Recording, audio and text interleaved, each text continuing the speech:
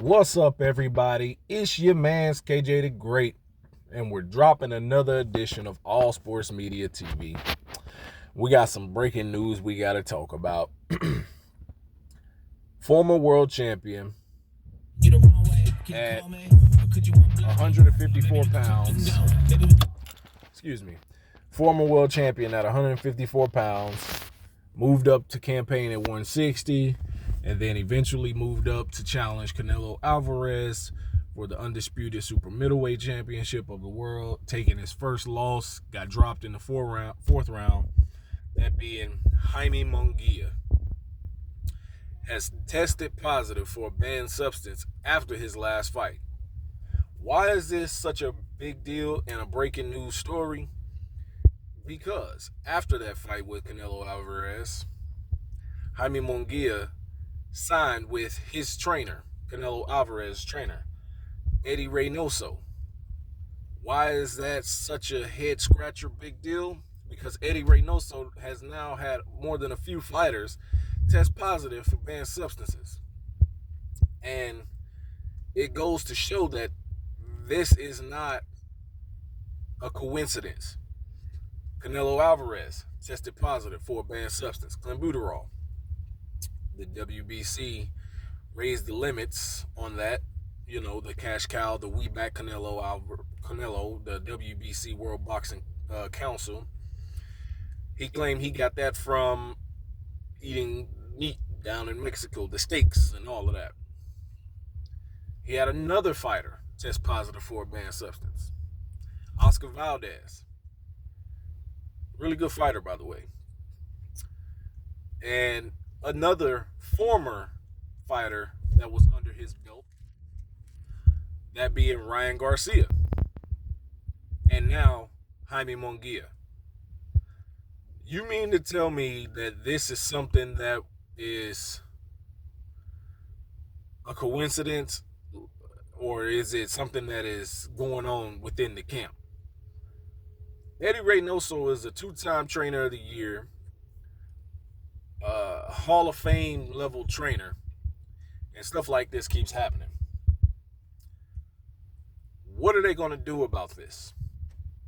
His A sample, that being Jaime Munguia, came back positive for the banned substance. So what are they going to do about that? The last time we seen a fighter get banned get suspended, that was Ryan Garcia. I'm sure there were other suspensions, but the most notable was Ryan Garcia. He had to pay hundreds of thousands, over some millions of dollars in fines. He served a 1-year suspension thanks to the New York State Athletic Commission, rightfully so, because he could not tell or figure out how he got ostarine in his system. He claims that he was set up by Devin Haney's brother, that they knew something was going to go wrong after the fight like that. Nonetheless, it happened.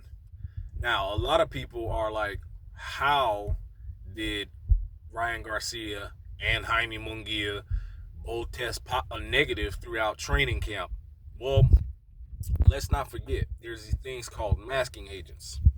You have to understand what these things do is you can take what they call a masking agent and it'll cover up X amount of whatever in your blood for X amount of time. Case in point, years ago, Luis King Kong Ortiz, he's an older heavyweight. He was taking a blood thinner and blood pressure, not blood thinner, but blood pressure medication that a lot of the sanctioning bodies like VADA and USA Anti-Doping Agency did not allow, because it could be a masking agent for other substances. That type of thing right there lets you know that these things do go on in the sport. Some people, they say, oh, well, that don't really make a difference. Ryan Garcia's levels were his levels were so low because there's a process called cycling down. And I'm sure that's what the case was with Ryan Garcia. Jaime Munguia, we have to wait for more details. But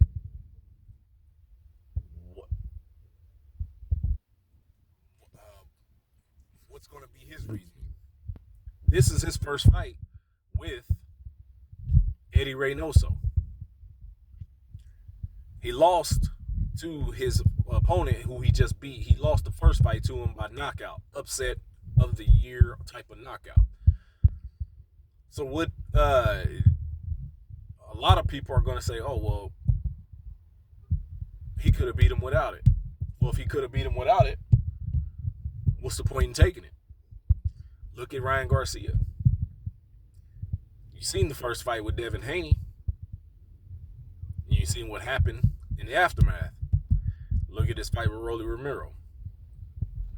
Telltale sign there. But nonetheless, I want to know what you guys think about this. Is there something going on within the camp of Eddie Reynoso and all of the boxers he's training?